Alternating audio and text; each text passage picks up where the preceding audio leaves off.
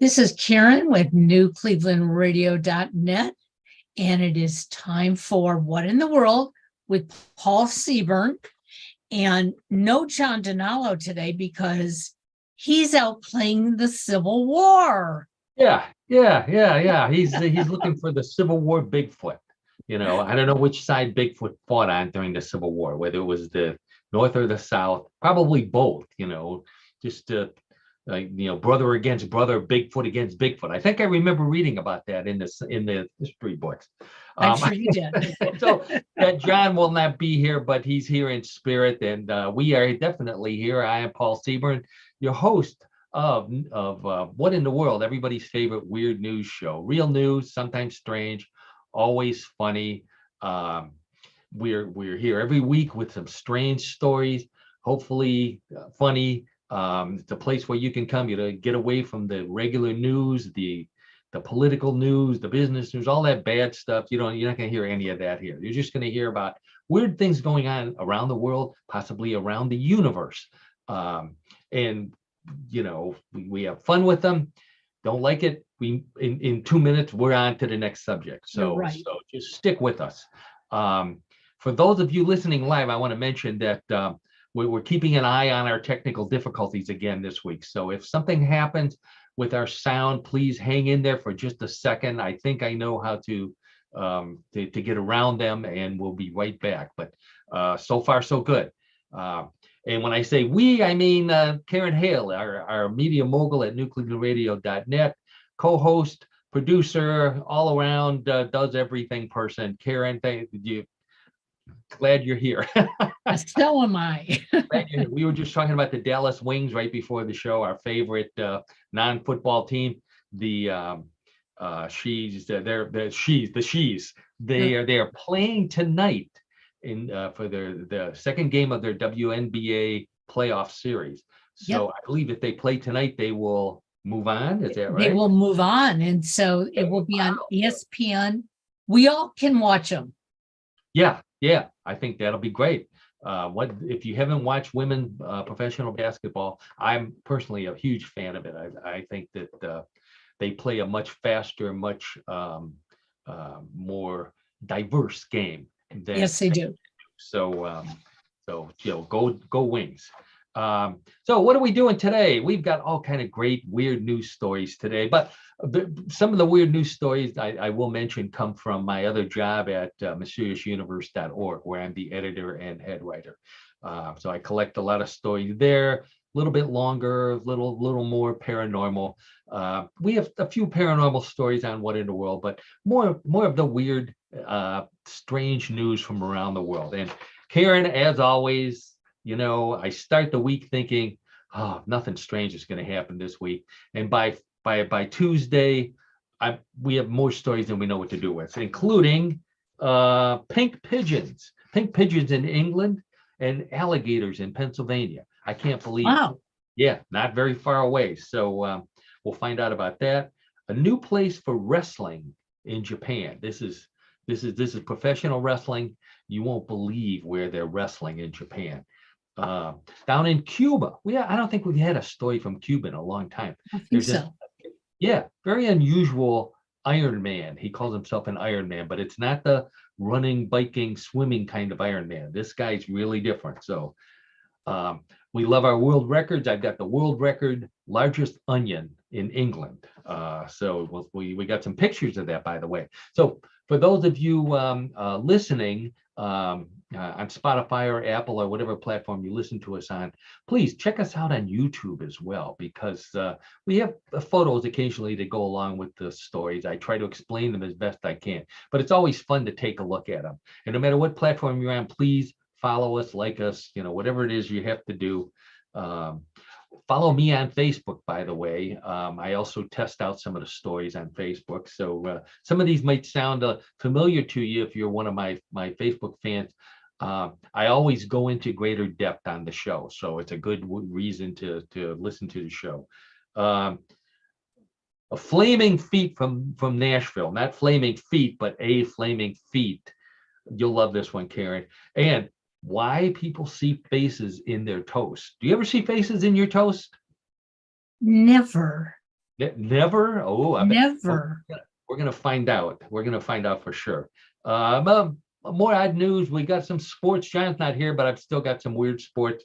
And then we'll play everybody's favorite weird news game, Bluff the co-host. I've got a couple, three stories. Karen will be playing it, and I'll fill in for John.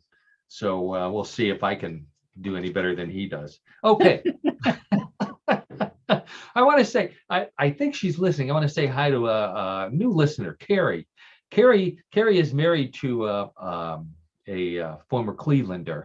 She lives out in California. She's in the television business. I won't mention the shows that she's been on, but very, very well known, very talented comedy writer. So Carrie, if you're listening, thanks for being a fan. Okay, so Karen, what would you say if Rich came home and said to you, "Ar, ahoy, matey, shiver me timbers, splice the main brace"? He has, as a matter of fact. Yeah. Well, okay, so the show's going to take a completely different direction here. Tell us about this. No, he might say it today because today is International Talk Like a Pirate Day. Did you know that? I didn't know that. Yeah, this is a big thing. A lot of people are into this talk like a pirate. So, I know some people that talk like a pirate all the time, but this is the day dedicated to talking like a pirate. These two guys, John Bauer and Mark Summers of Albany, Oregon, were playing racquetball back in 1995.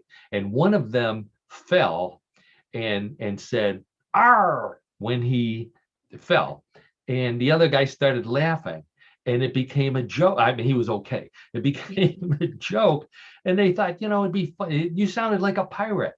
And from that, they decided to come up with this International Talk Like a Pirate Day. And for a long time, it was just in Oregon. And then Dave Barry, the great humorist, picked it up on his column in 2002, and it just exploded. So interesting. Yeah. All started from a racquetball game in 1995. Now, if if Rich came home and said this to you, what do you think he was talking about? "Excuse me, but can I put my monkey pump in your bunghole?" Now you don't have to. I don't think I can say that on this program. I can say it. I'm going to explain. Before the FCC or the YouTube police come after me, let me explain what that really means. The cork or stopper on a wine barrel or a whiskey or a rum barrel is called the bung. So that's the hole in the barrel, the cork that's plugging up the hole is called the bung.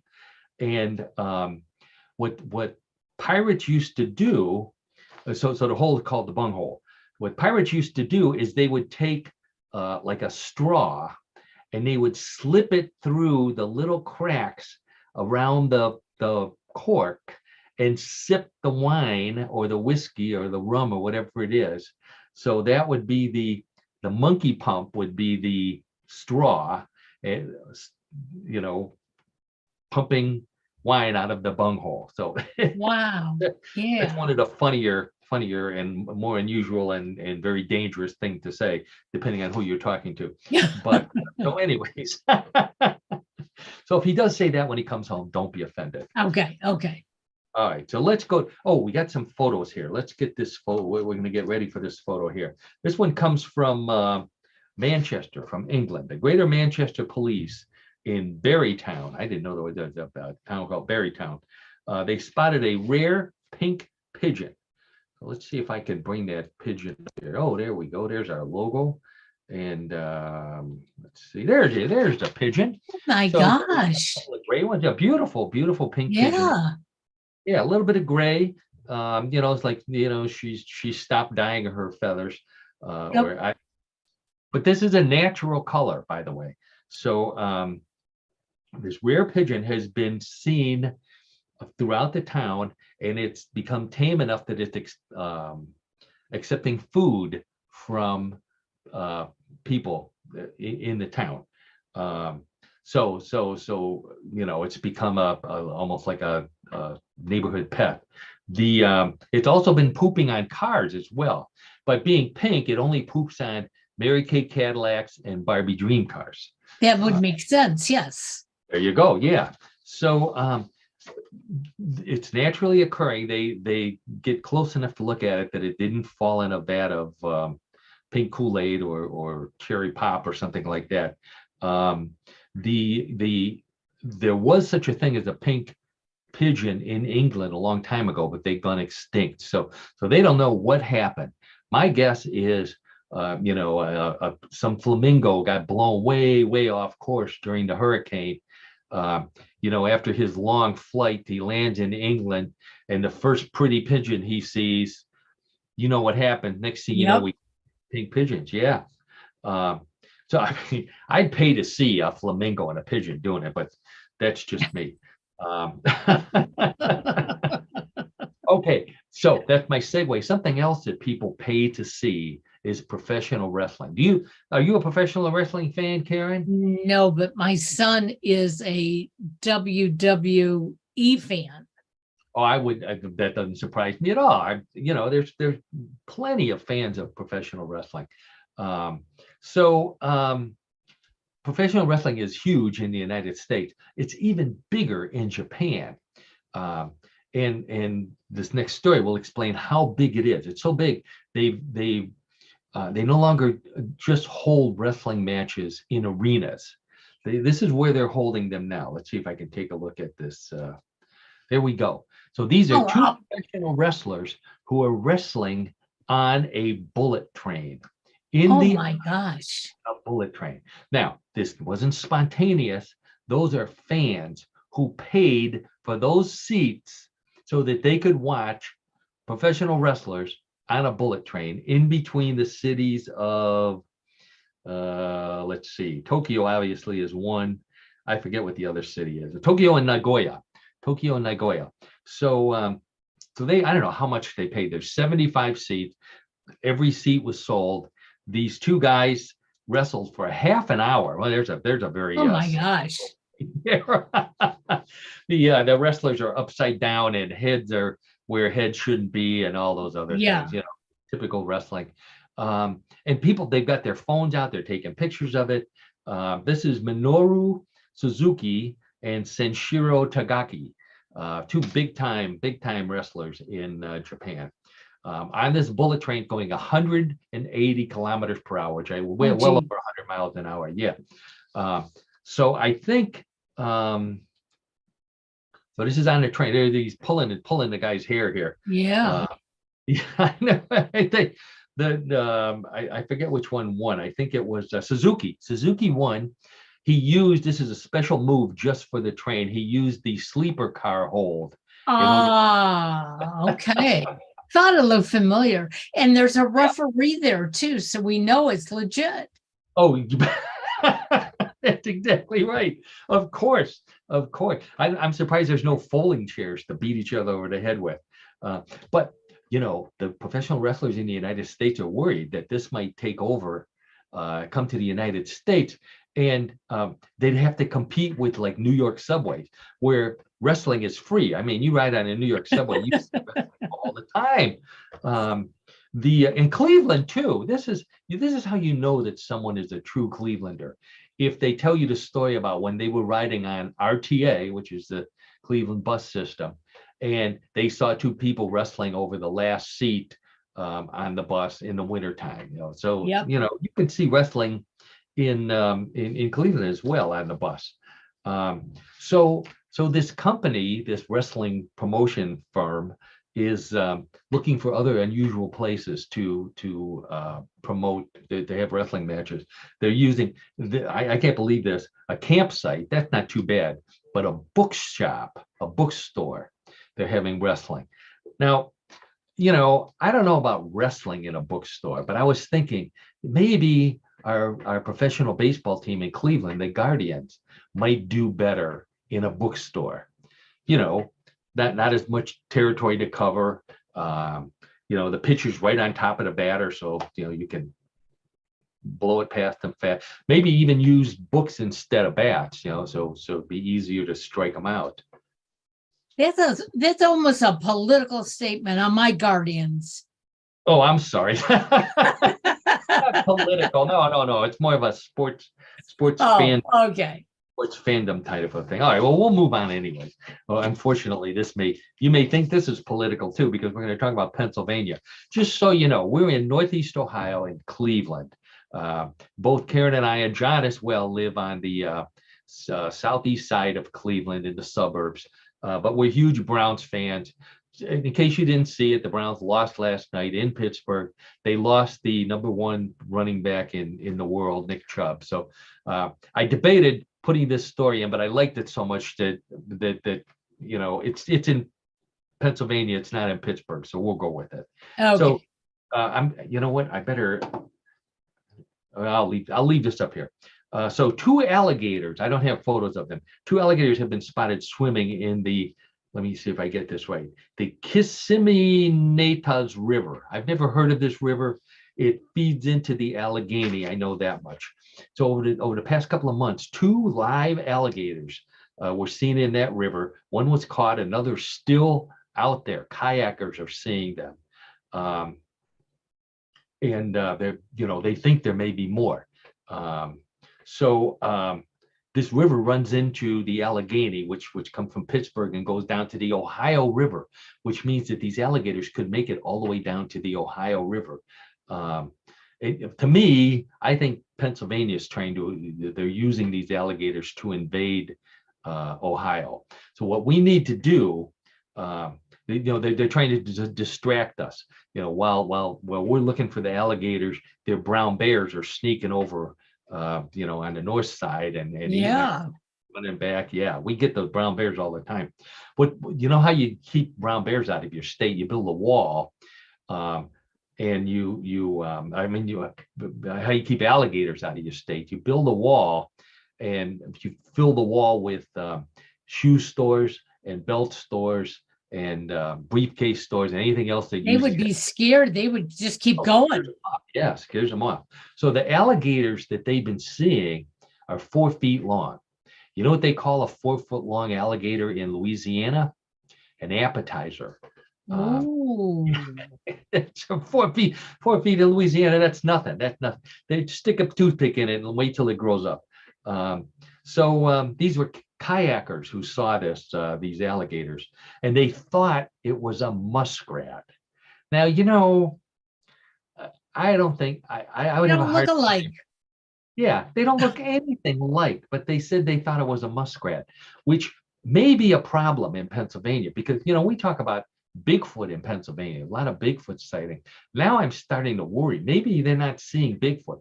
Maybe they're seeing a beaver or something like that, and they're getting them confused. Maybe.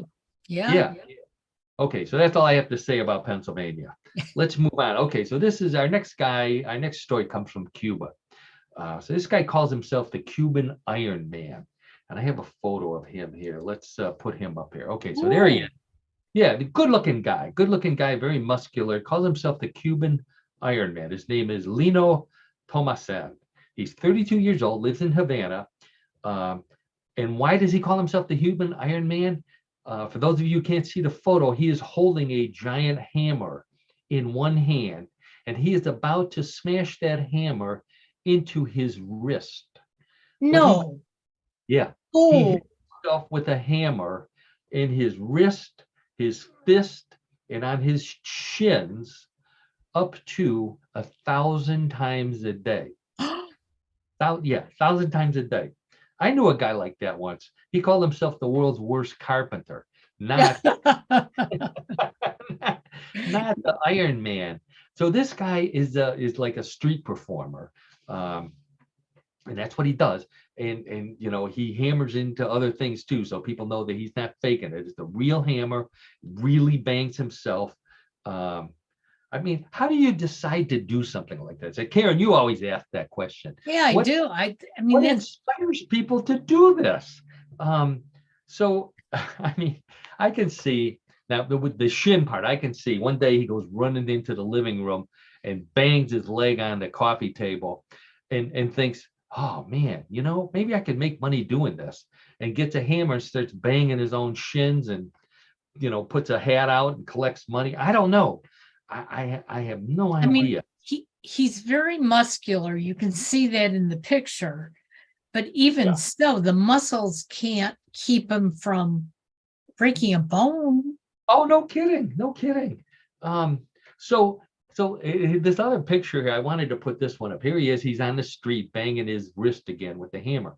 But next to it, it's a split screen, and there he is smoking a cigar. In fact, in the picture where he's banging his wrist, he's smoking a cigar. Yeah. So, I know it's Cuba, but if you're going to tout yourself as a healthy, macho kind of guy with muscular kind of health, not anyways, but I don't know about the cigar. But notice the guy behind him, he's sort of like, looks like a runner who's stretching. Oh yeah, you're right. Like staring at him. Either that or he's trying to sneak around him before he hits him with the hammer. Yeah. Yeah, you're right. You're right. And it's a very modern car there. Normally you see those old cars in Havana. So that's who knows? This could be a fake. I'm not sure. But they said he performs all over Havana. So if you can't get on his schedule, if you don't know where he's at, what they say to do is to ask everybody to be quiet. And when you hear the sound of somebody going, ouch, ouch, ouch, that's him. Good. God, yeah. The Cuban Iron Man. He doesn't hit his head with the hammer, though. He says, I may be dumb, but I'm not stupid. I don't know. It's people do interesting, strange things. So here's one that's a little not quite as unbelievable. So Gareth Griffin from Guernsey, England. Guernsey, known more for their cows. Well, this guy set an unofficial Guinness World Record for the world's largest onion. Take a look at this thing here. Okay, so this guy he's holding something the size of a watermelon that looks like an onion. It's got the paper on it, the thing on one end. This thing weighs 19.77 pounds, 19.75 pound onion. It's so big, when they cut it open, the entire town started crying. I had a feeling. Yep. I mean, wow. He wanted to make onion rings out of it, but his wife wouldn't let him fill the hot tub full of oil because there's no pan that could hold anything wow. That big. It's massive. John, if John were here, I would have asked him if his lovely wife would let him make onion rings in the hot tub, but I already know the answer to that.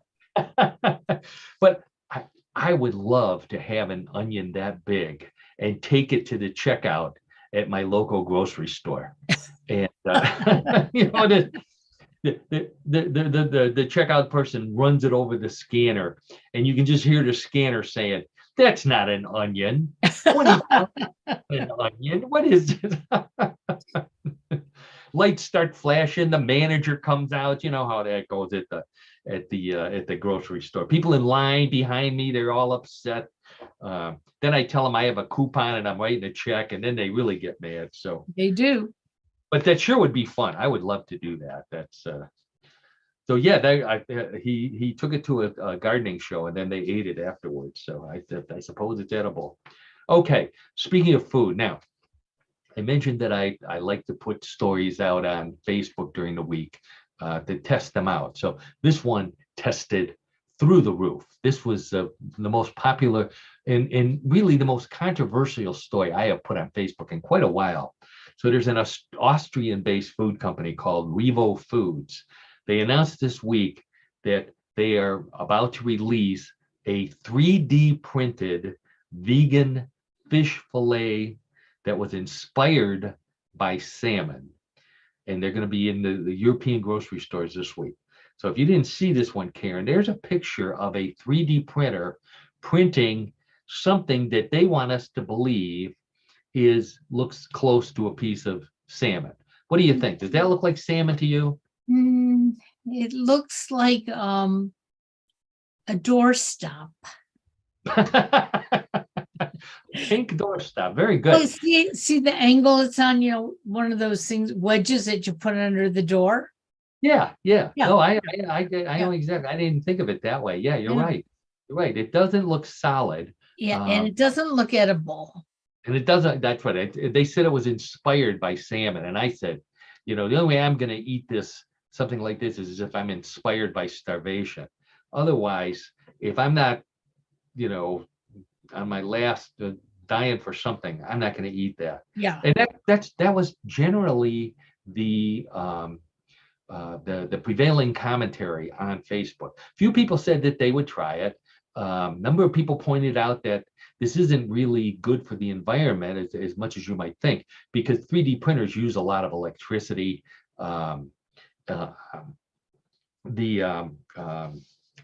they said it's nothing like the replicator on Star Trek, which is true. You pressed a button and out popped something that looked exactly like what it was on Earth. Until they start making scotch with 3D printers, like Mr. Then everybody would be lining up for it.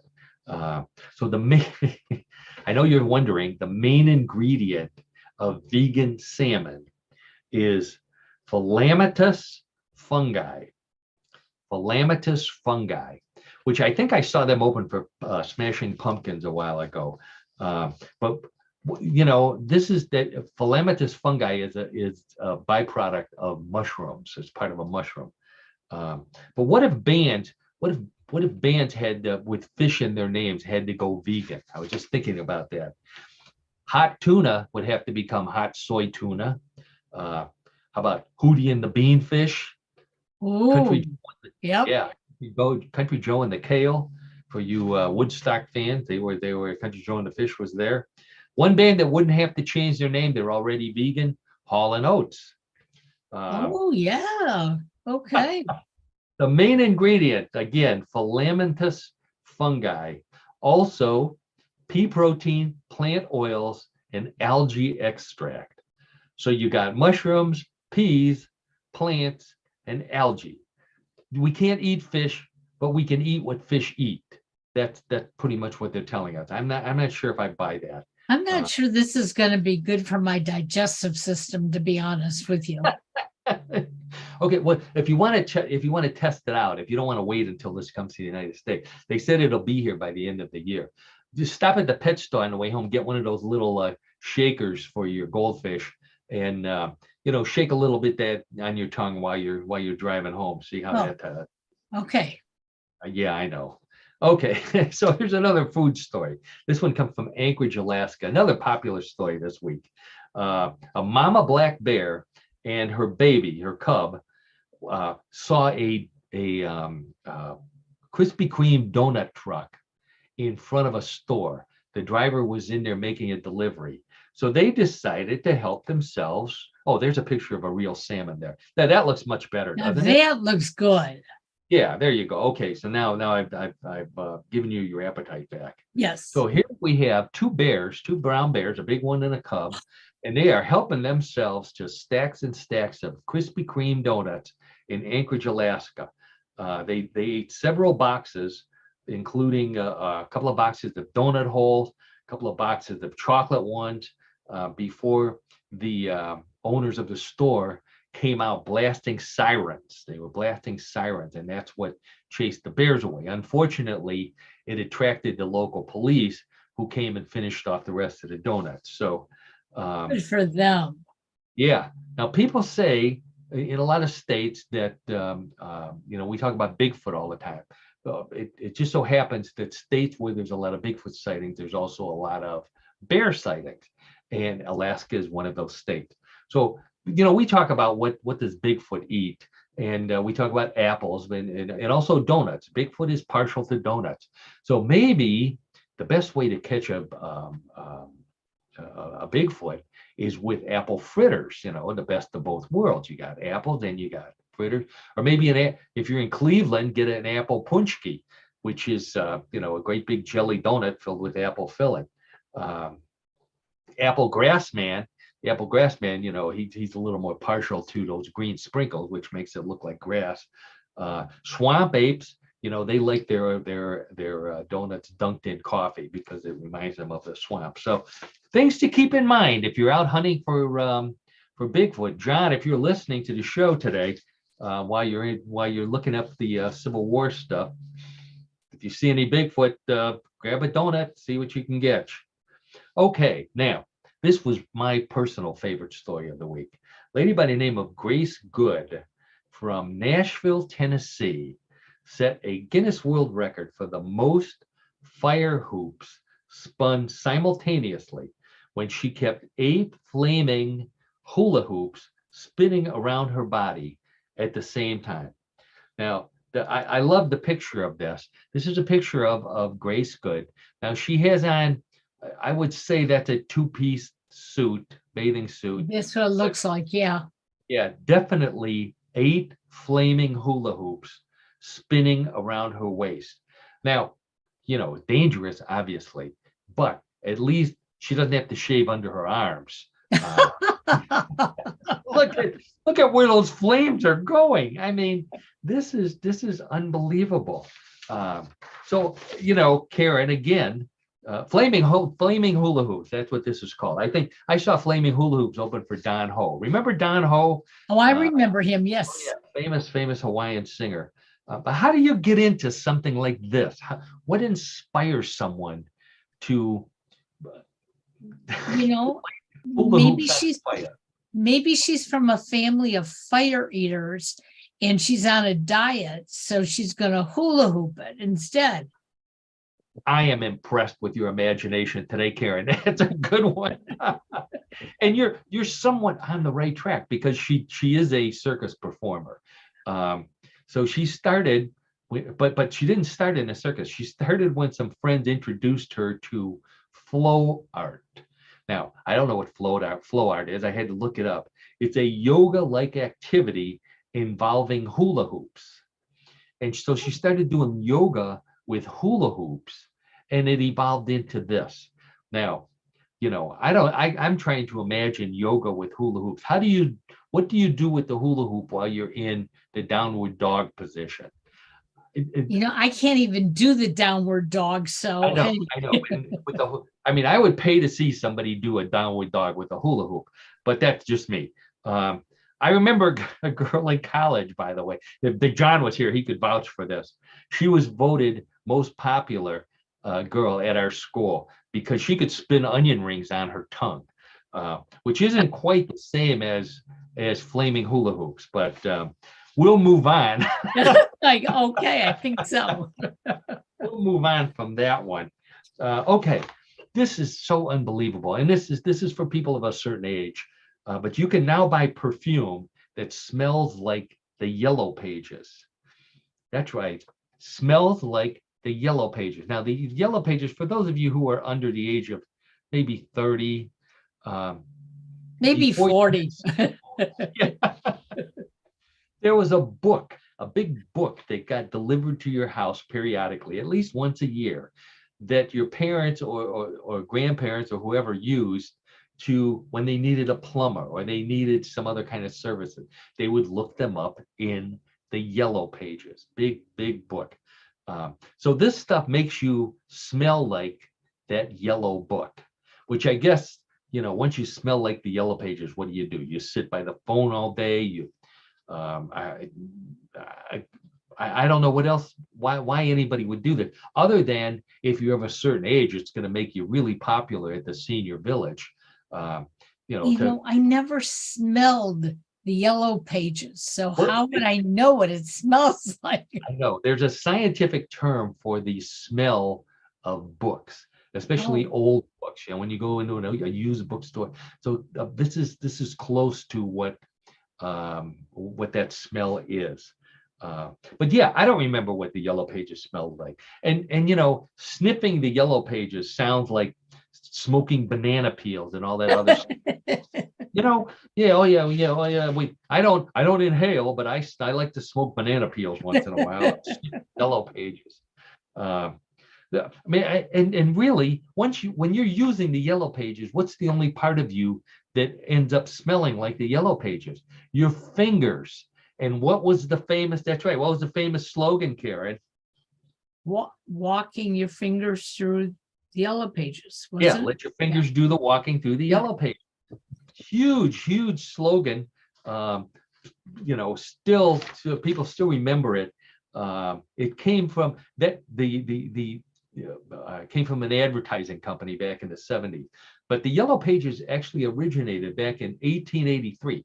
I don't know how long after the telephone that it was invented, but there was a printer in Cheyenne, Wyoming, who was working on a regular telephone book, and he ran out of the white paper, and all he had was yellow paper. So he printed the regular telephone book on yellow paper and called it the Yellow Pages, and people liked it.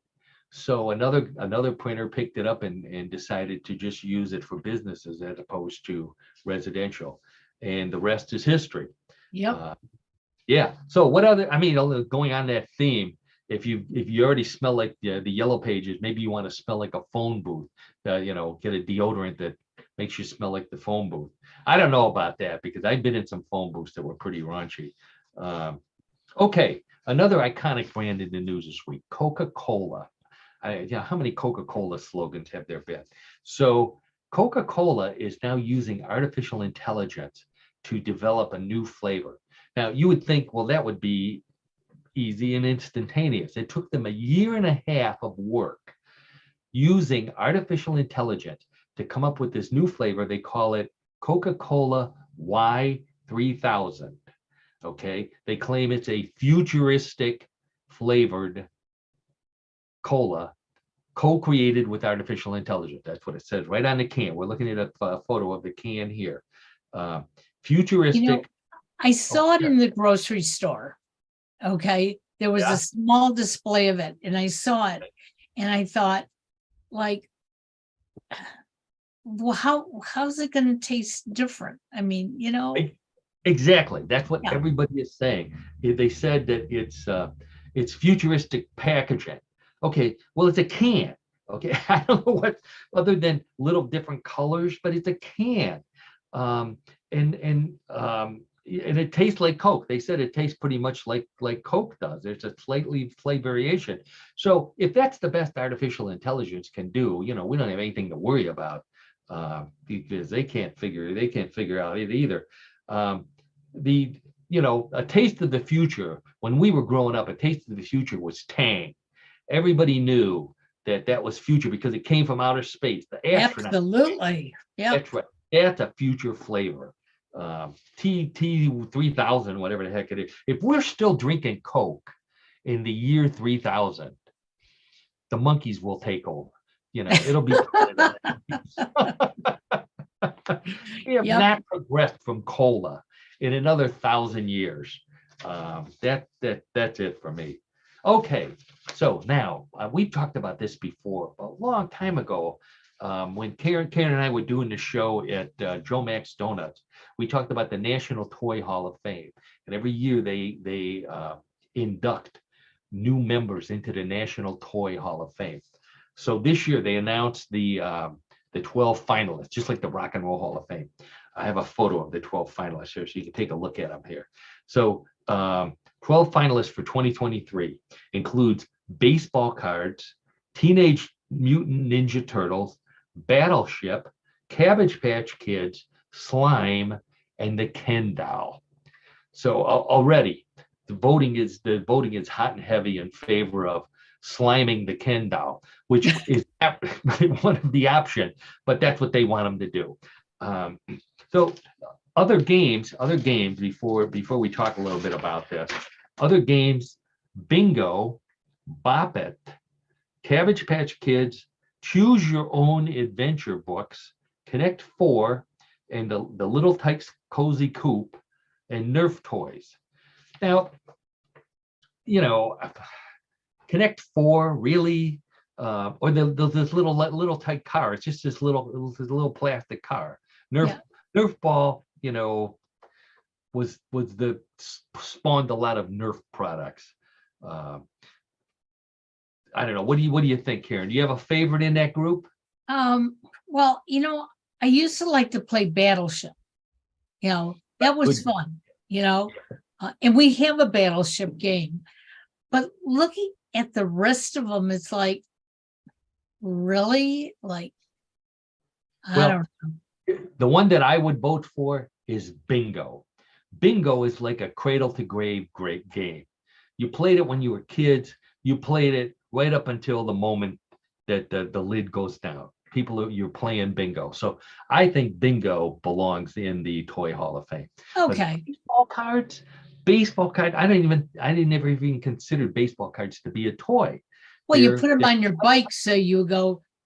Put them showing your age there, Karen. And I used to do that too. That's right. We also used to throw them in the schoolyard. We would throw them in the air. The kids today can't imagine what was going through our mind when we did things like that. And I didn't realize this, but baseball cards were not the primary focus of the company that came out with them. The primary focus was to sell bubble gum. This was right before World War II. Bubble gum was popular, and they were trying to figure out ways to get kids to buy more bubble gum. So they would include a baseball card with the bubble gum. In fact, I think I have a picture of baseball card bubble gum. Yeah, there you go. Did you ever chew on anything like this, Karen? Oh yeah, absolutely. Yeah. Because my brothers wanted the baseball cards. I wanted the gum. The gum, yeah. It was for those of you who can't see it. It was like a fruit roll up, only it was bubble gum. But you rarely got a fresh piece. You always got a stale one that would break, and it got powdery in your mouth. So this company, in 1927, the Bowman Company, they found a gum manufacturer, or they were gum manufacturers, and they found baseball cards that they started selling. They eventually got bought out by Topps, and Topps wanted to discontinue giving free gum with the baseball cards, but they couldn't. And this is interesting. There was a tax loophole that allowed them to pay less tax if there was a food product in the baseball card package. So they got a break on their taxes if they included a piece of stale bubble gum. And they kept on doing it right up until a few years ago, when they finally just stopped putting it in there. Yep. Who knew? Okay. So this is one we're talking about, people of a certain age. How about 97? This guy, 3 weeks before his 98th birthday, Leslie Harris of New Zealand, raced in a motorcycle race in Auckland, making him the world's oldest competitive motorcycle racer. And it's my world record cow. This is the world's largest cow. I just put a photo. It looks big. Yeah. It's massive. It's 6 feet tall. 6 feet tall it is. I don't have anything to say about it. I slipped a picture in there. I hope. Oh, I think what I must have done. I put the picture of them in instead of my motorcycle guy. So Leslie, I've got it on Facebook. So he competed. 97 years old. He's the oldest living motorcycle racer. Needless to say, they don't allow him to ride those little scooters at Walmart, because he's just, he's all over the place with those things. He competed with his kid, with his son and his granddaughter. So it was a grandfather, son, and granddaughter, like, a big family event. He goes late into the racing. He was in his 90s already when he started. In 93, he had to get a hip replacement, so he dropped out. But he was already a world record holder by then. Wow. In 2020, he had another accident and he broke 6 ribs. Still going at it. Then COVID came, so he finally got into it this year and set another record now for 97. So God willing, he'll be back next week. God bless him. Yeah. Yeah. He's like the Evel Knievel of senior bike riding. He's the oldie, right. Oldie cannoli, they call him. Where's my horn? There we go.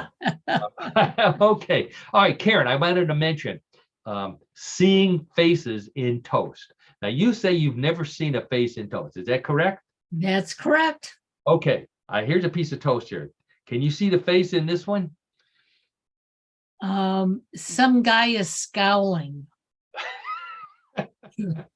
Okay, that was an easy one. This was, I think they set this up with some butter so that a face showed up on this piece of toast. But the reason why I ask you that specifically is because I know you're a mom. You have two wonderful sons. According to a new study, pregnancy and giving birth makes women see more faces in toast and on walls and the places where people, think they're seeing faces. And they've tied it to the hormones involved in being pregnant and giving birth.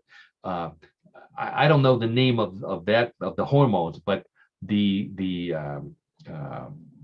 science of seeing things in objects is called pareidolia.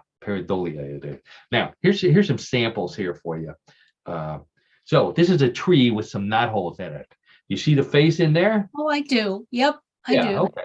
All right. So some are more obvious than others. This is actually like a barn or something.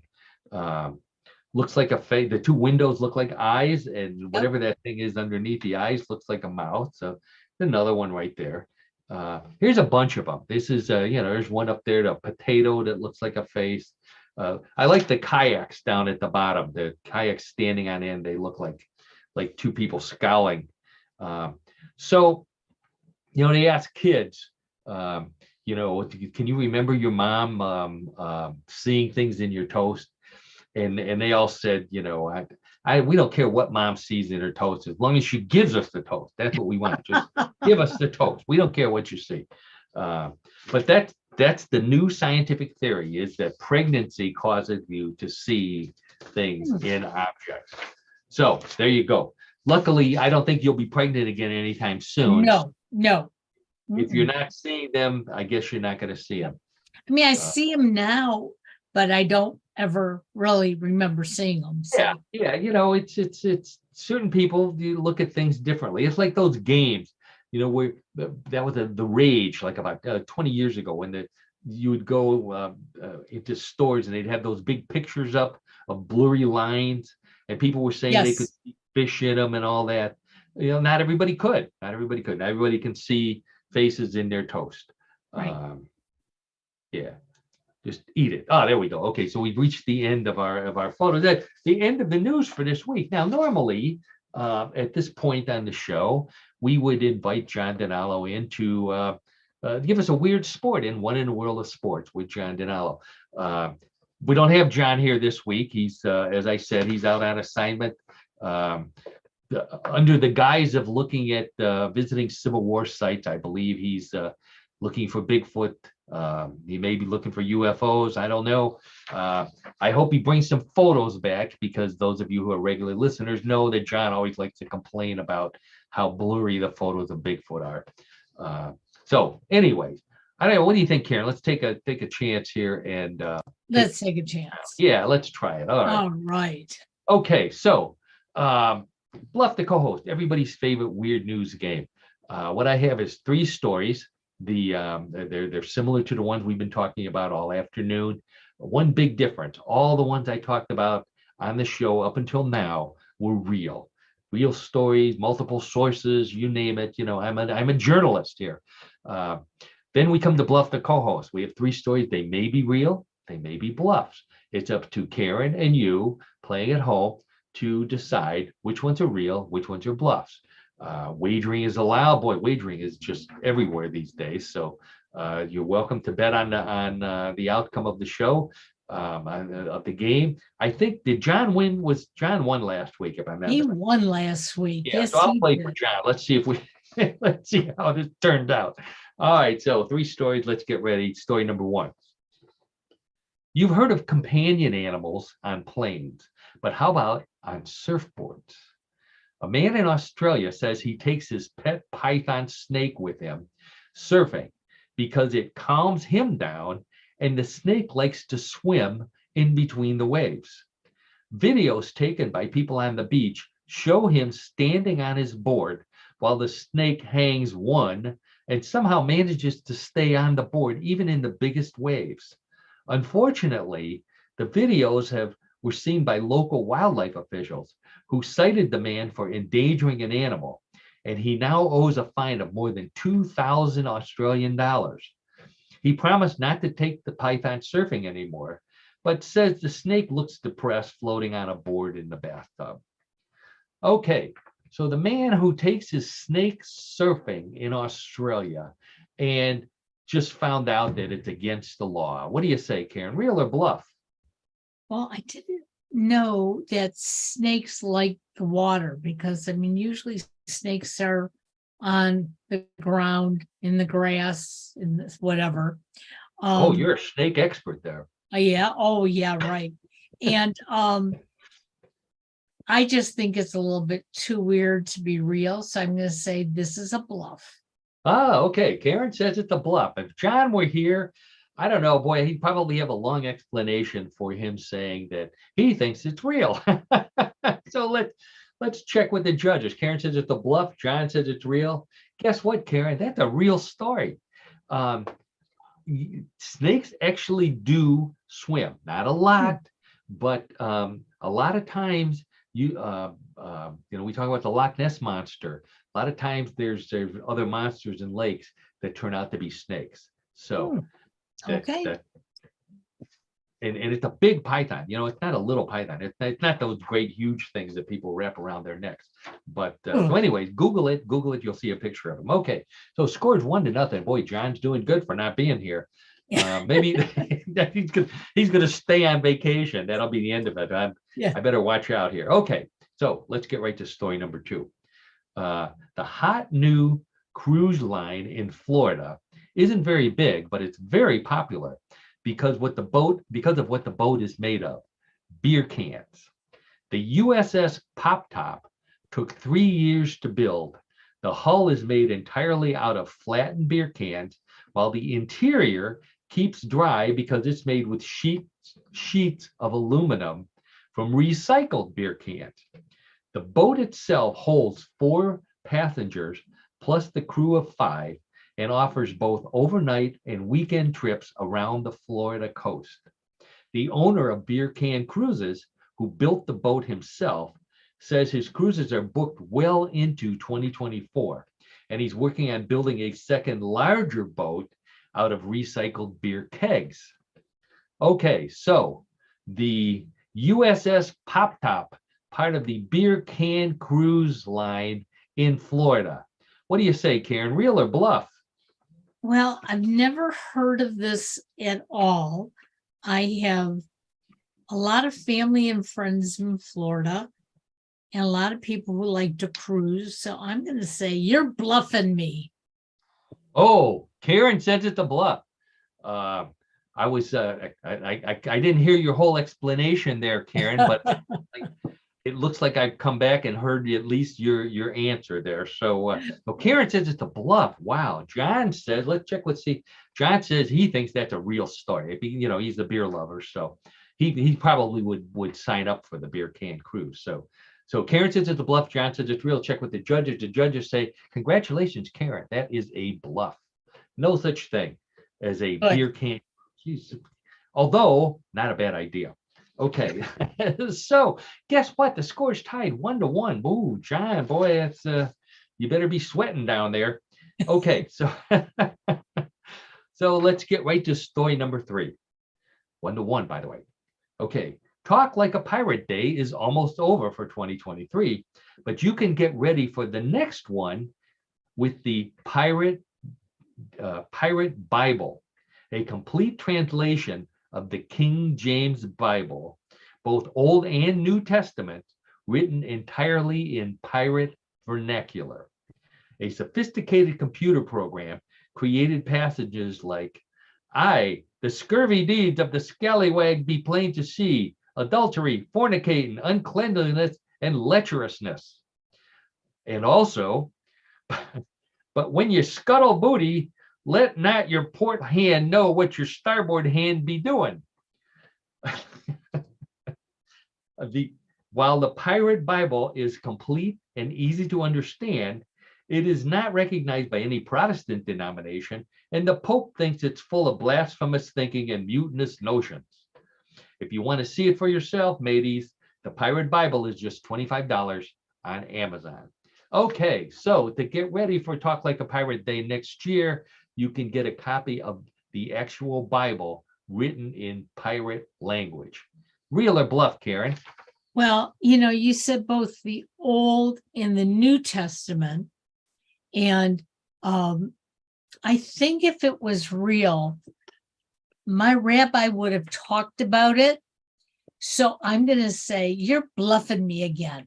Oh, your rabbi would have talked about it, really? In pirate language, or? Oh, of course. He's very modern.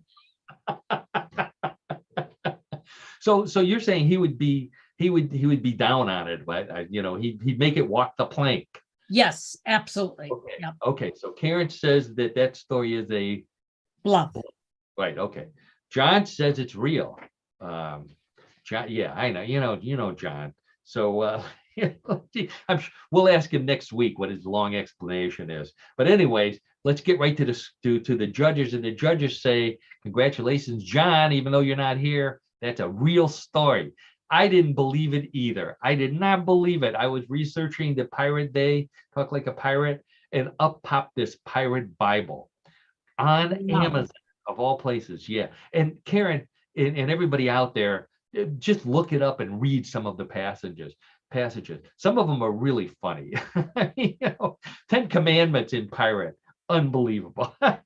Well, you know what? I'm going to have to get a copy of it and send it to my rabbi because I think he would appreciate it. Sure. That's right. He'll give you some extra blessings next week. Yes. Whatever he does. Okay. Wow. Well, so we've reached the end of another week of What in the World, everybody's favorite weird news show. Real news, something strange, always funny. I hope you agreed with that after listening to us for an hour. I want to thank Karen Hale, our media mogul at newclevelandradio.net, our co-host, producer, all-around great person. Thanks so much for all you bring to our show and to all the great podcasts you have at newclevelandradio.net. For all of you out there, visit the site, find out how to download us for free, visit us on YouTube as well, and then go back to newclevelandradio.net and take a look at all the other great podcasts Karen has. John's not here. We'll thank him anyways, but most importantly, we want to thank all of you for listening and watching. You're the reason why we do this every week. I hope you enjoy it as much as we do. Please contact me on Facebook. Send Karen a message through the various mechanisms at newclevelandradio.net. We'd love to hear from you. And next week, we've got one of our regular listeners sent me some photos of Bigfoot from his trip. So we're going to be able to preview. Yeah, we're going to be talking about that next week. So we'd love to do it. And on that note, I think and go Wings, by the way. Yes, go Dallas Wings. Let's win tonight. Yeah, we don't even care who they're playing. We just hope they win. They're playing Atlanta. I was going to say the Atlanta somethings. Who knows? We don't care. Just as long as the Wings win. They'll be gone. The Wings will be playing the Phoenix or whoever next week. So go Wings, go Browns, go Guardians, go everybody. And that's what we're going to do. We're going to go. See you next week. Bye-bye. Take care, everybody.